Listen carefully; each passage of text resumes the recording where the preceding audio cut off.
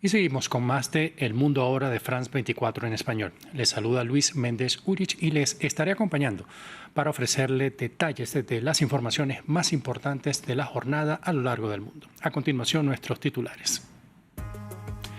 En Omán culminó la primera ronda de conversaciones entre las delegaciones de Irán y Estados Unidos. El canciller iraní señaló que las partes están muy cerca de establecer la base de las futuras negociaciones sobre el programa nuclear iraní. Los diálogos han sido calificados de productivos. El ejército israelí informó que completó su operación para rodear Rafah en el sur de la Franja de Gaza y amenazó con extender su ofensiva en el enclave palestino. Esto mientras una delegación de Hamás viaja al Cairo para hablar con los mediadores egipcios. En Ecuador, el gobierno decretó un estado de excepción en varias provincias del país bajo el argumento del aumento de los índices de violencia. El decreto, que se extenderá por 60 días, se presenta justo un día antes de la segunda vuelta electoral en el país.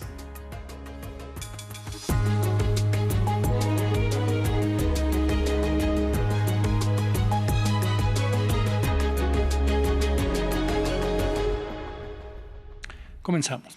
En Omán, delegaciones de Estados Unidos e Irán sostuvieron un primer acercamiento en la búsqueda de poder alcanzar un acuerdo respecto al programa nuclear iraní, el cual ha sido cuestionado por el presidente estadounidense Donald Trump. De acuerdo con el ministro de Relaciones Exteriores de Irán, las partes están muy cerca de lograr un acuerdo sobre el contenido de unas futuras negociaciones, mientras que desde la Casa Blanca señalaron que el encuentro significó un paso adelante para lograr un pacto que beneficie a ambos países. Se espera que el próximo sábado se reanuden los acercamientos. Más en el siguiente informe. Irán busca sentar las bases de un acuerdo sobre su industria nuclear con Estados Unidos. Este sábado han conversado por medio de terceros y algunos minutos de forma directa enviados diplomáticos de Washington y Teherán en Omán con el objetivo de negociar el alcance del programa nuclear de la República Islámica. Tanto la Casa Blanca como la delegación del país de mayoría chiita aseguraron que las charlas se desarrollaron en un ambiente constructivo y positivo. En la reunión creo que nos acercamos mucho más a una base de negociación. Si logramos concretarla la próxima semana, habremos avanzado mucho.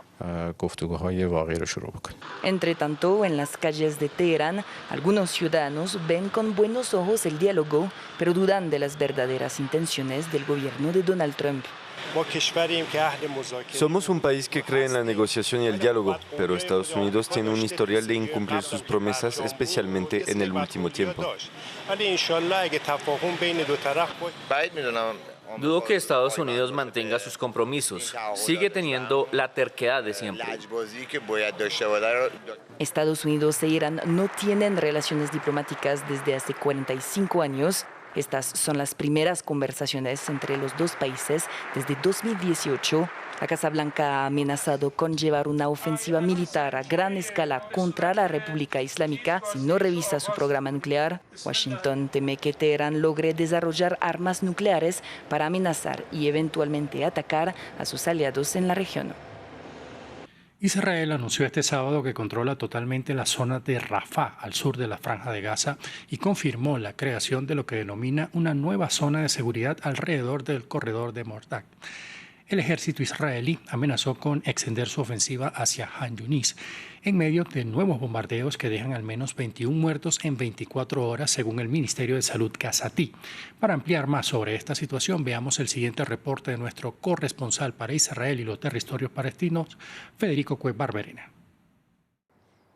Israel ha anunciado que completó la ocupación de toda la zona de Rafah, que representa una quinta parte del territorio total de Gaza. Según el ejército, 2 divisiones se desplegaron sobre el llamado Corredor Morag, que separa Rafah de la vecina Han Yunis, por lo que ahora controla el área que va hasta el Corredor Filadelfia, en la frontera con Egipto. Esta se incorpora así a las zonas colchón que Israel ha expandido a lo largo de la frontera con Gaza. En esas áreas, las fuerzas israelíes han destruido miles de edificios e infraestructuras civiles por lo que surge la incógnita de si harán lo mismo en Rafah, lo que implicaría arrasar con la ciudad del extremo sur del enclave. Por lo pronto, el ejército israelí ha señalado que sus ingenieros están construyendo una carretera nueva sobre Morag, similar a la ya edificada en el corredor Netzarim, que divide Gaza por el centro. Así, con todo, Israel ahora tiene bajo control militar más del 50% del territorio de Gaza, una cifra que según la ONU llega al 65% si se incluyen las zonas sujetas a órdenes de expulsión.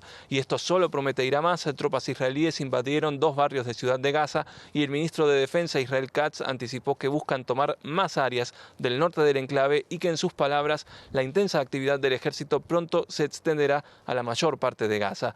En paralelo, los bombardeos israelíes no cesan y han matado a 21 palestinos en 24 horas, según el informe diario del Ministerio de Salud local, mientras las organizaciones humanitarias denuncian que alimentos, medicamentos y otros suministros básicos están cerca de acabarse debido al bloqueo israelí a la ayuda humanitaria que lleva ya 41 días. A la vez, desde que Israel rompió la tregua el 18 de marzo, los continuos ataques han limitado severamente el acceso a fuentes de agua potable para los palestinos. Según informa Reuters, un bombardeo en el barrio de Sujaya, en Ciudad de Gaza, dañó la tubería principal que abastecía al norte del enclave y el gobierno local ha denunciado que el 90% de la infraestructura de agua y saneamiento de Gaza ha sido destruida. Los legisladores británicos interrumpieron sus vacaciones de Semana Santa para celebrar un debate parlamentario este sábado con el fin de detener el cierre de British Steel. Para ello aprobaron una ley de emergencia para hacerse cargo de la planta de propiedad china que produce acero crucial para las industrias británicas.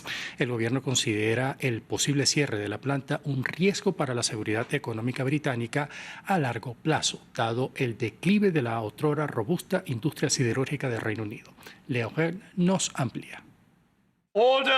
Este sábado se celebró una inusual reunión de urgencia entre los legisladores de Reino Unido en un intento de salvar a British Steel, la última fábrica británica que produce acero desde cero.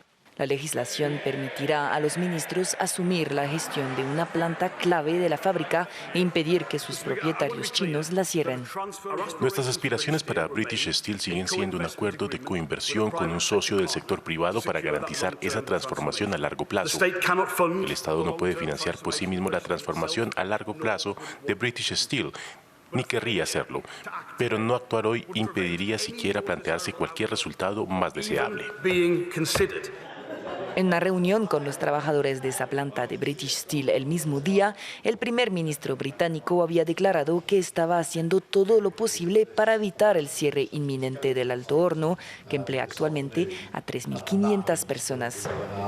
Sentí que era muy importante hoy, después de haber estado en el Parlamento esta mañana, venir directamente aquí para verlos cara a cara, para tener esa discusión con ustedes, porque esto no debería ser una cosa remota que está sucediendo en Westminster, en el Parlamento. Debería ser algo que está viviendo y respirando, que son sus puestos de trabajo, sus vidas, sus comunidades, sus familias. Si la planta se hubiera cerrado, el Reino Unido habría sido el único país del G7 sin capacidad para producir su propio acero.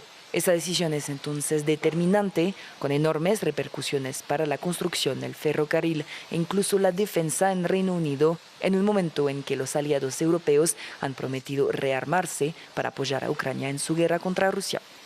En República Dominicana, el número de muertos tras el desplome del techo de una discoteca en Santo Domingo ascendió a 225, de acuerdo con lo informado por las autoridades de salud de esa nación. El ministro de Salud Pública, Víctor Atala, informó que hasta el pasado 11 de abril la cifra de heridos era de 189 personas. El presidente dominicano, Luis Abinader, indicó que se debe dar respuesta a la tragedia, al tiempo que el portavoz del gobierno, Homero Figueroa, informó que se conformará una comisión con expertos nacionales e internacionales para determinar las causas del siniestro. En Ecuador, el gobierno de Daniel Noboa ha declarado un nuevo estado de excepción en 7 provincias del país bajo el argumento de los elevados índices de violencia en la nación. Este decreto, que se extenderá por 60 días, entre otras cosas, suspende el derecho a la inviolabilidad de domicilio y el derecho a la libertad de reunión. Además, abarca a los centros penitenciarios que integran el sistema de rehabilitación social. Y en Ecuador las principales preocupaciones de los ciudadanos se centran en la inseguridad, la crisis energética, la falta de oportunidades laborales o el descrédito ante las instituciones. Sin embargo, para muchos ecuatorianos la prensa tradicional ha dejado de ser una fuente confiable de información y acuden a unas redes sociales en las que ha aumentado las noticias falsas en contra de los candidatos. Nuestro equipo de enviados especiales nos cuenta qué muestran las principales portadas de los medios en Ecuador este sábado y cómo ven los votantes el panorama un día antes de acudir a las urnas.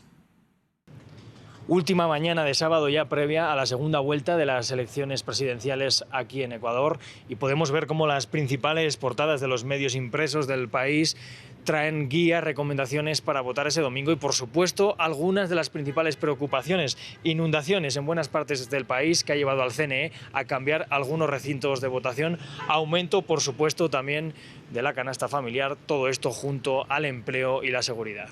A mis 82 años quiero lo mejor para mi Ecuador. Nosotros lo que queremos es paz, justicia, trabajo, que haya seguridad. Y el único que nos puede dar es Noboa. Sinceramente, porque la otra señora es Maduro.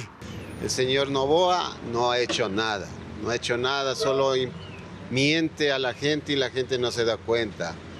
Y yo pienso que con Luisa González estaríamos mejor porque el presidente que fue Rafael Correa fue una muy buena persona. Eso que quieran negar lo que él ha hecho es diferente. Que no le hayan dado mantenimiento a las obras que hizo él es diferente. Y todo le echan la culpa a él. Ahora si una hidroeléctrica no le dan mantenimiento, es por lógica que se va a dañar. Según datos del Latinobarómetro, en 2024, tan solo el 36% de los ecuatorianos confía en la prensa escrita tradicional. Son cada vez más quienes informan por redes sociales. Sin embargo, allí han proliferado los bulos y las noticias falsas en esta campaña. No es muy confiable porque ahora con esto de la inteligencia artificial es muy complicado. A veces entre un candidato, entre otros, se disputan de la manera más grosera, incluso que a veces uno no sabe si es verdad o no. Confianza es una palabra clave para este proceso electoral. Sin duda, el próximo presidente o presidenta que ocupe este Palacio de Carondelet va a tener como uno de sus principales retos restablecer la credibilidad de las instituciones democráticas. El expresidente de Brasil, Jair Bolsonaro, será trasladado a la ciudad de Brasilia para continuar con su atención médica. El exmandatario fue internado el pasado 11 de abril en un centro asistencial del norte del país tras presentar fuertes dolores abdominales. De acuerdo con el parte médico, la razón de su traslado a la capital brasileña es para que Bolsonaro esté más cerca de su familia. En Brasilia se le aplicarán nuevos estudios para determinar si es necesaria una cirugía. El episodio actual parece ser un poco más intenso que los anteriores, especialmente el problema intestinal. Es una afección muy común en pacientes que se han sometido a múltiples cirugías y en la gran mayoría de los casos termina resolviéndose solo con tratamiento médico. En noticias de África, Gabón celebró elecciones presidenciales este sábado. Unos comicios cruciales para regresar al orden constitucional casi 2 años después del golpe de Estado contra Ali Bongo, cuya familia gobernó este país durante más de medio siglo. Pasadas las 18 horas locales se dio el cierre del proceso en la mayoría de centros electorales y comenzó el conteo de votos. Los resultados de la elección se esperan para este domingo. El ganador dirigirá al país por los próximos 7 años. Y cerramos en Florida.